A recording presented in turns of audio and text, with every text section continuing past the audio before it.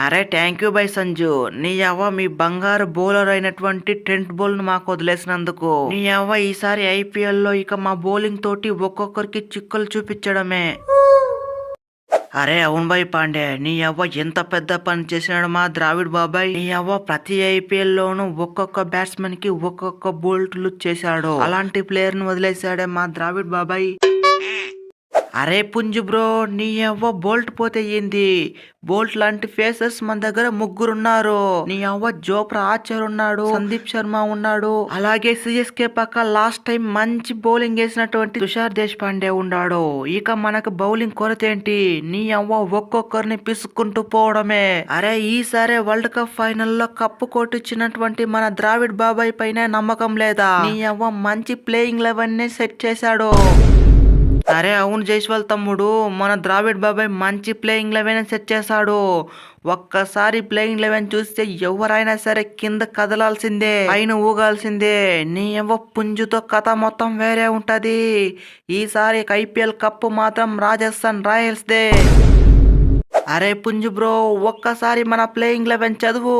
నీ అవ్వ సిఎస్కే కి ఆర్సీబీకి కింద ఊగుద్ది, పైన కదులుద్ది. నీ అవ్వ దడ పుడుతుంది. అరే జైస్వాల్ తంబి, ఒక్కసారి ప్లేయింగ్ లెవెన్ చదువుతా చూడి.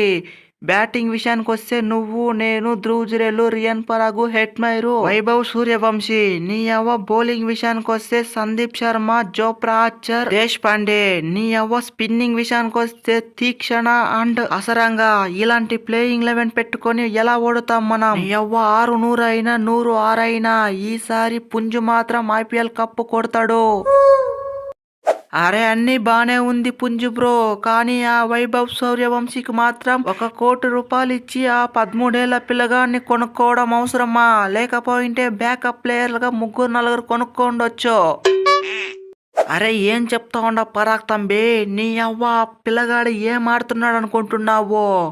ఒక్కొక్కరికి చుక్కలు చూపిస్తున్నాడు. ఆసియా కప్ లో అయితే మరీ దారుణ. నీ అవ్వ సావ కొడుతున్నాడు. జస్ట్ 40 బాల్స్ కే 74 రన్స్ కొట్టాడంట. అది ఆ పిల్లగాని సత్తా. అరే వైభవ్ సూర్యవంశీన మజాకా, నీ అవ్వ అండర్-19 లో సావ కొడుతున్నా. అది ఈ వైభవ్ సూర్యవంశీ.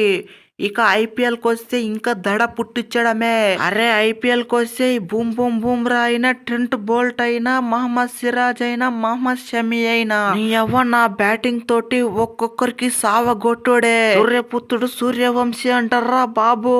నీ అవ్వ సూర్యుడిలా వెలుగునిస్తా. అరే అద్ది తంబి, నువ్వైతే ఆ ఫామ్ నే కంటిన్యూ చేయి. నీ అవ్వ నీకైతే ప్లేయింగ్ లెవెన్ లో ఛాన్స్ ఇచ్చే బాధ్యత నాది. నీ అవ్వ ఈసారి సంజు చిన్న పుంజు కథ ఏంటో చూపించాలే. అరే అశ్విన్ ఏమో సిఎస్కేకి వెళ్ళే, నేనేమో రాజస్థాన్ కి వస్తుంది. నీ అవ్వ వాటే షిఫ్టింగ్. అరే ఎవరు ఏ టీమ్ తో అయితే ఏంది, నీ అవ్వ ఈ తీక్షణతో కథ మొత్తం వేరే ఉంటది అనేలా చేస్తా. అరే చూసారు కదా సిఎస్కే పక్క ఏ విధమైన వికెట్లు తీసానో. నీ అవ్వ రాజస్థాన్ పక్క ఇంకా బాగుండే వికెట్లు తీసి ఈ తీక్షణ కథ ఏంటో చూపిస్తా.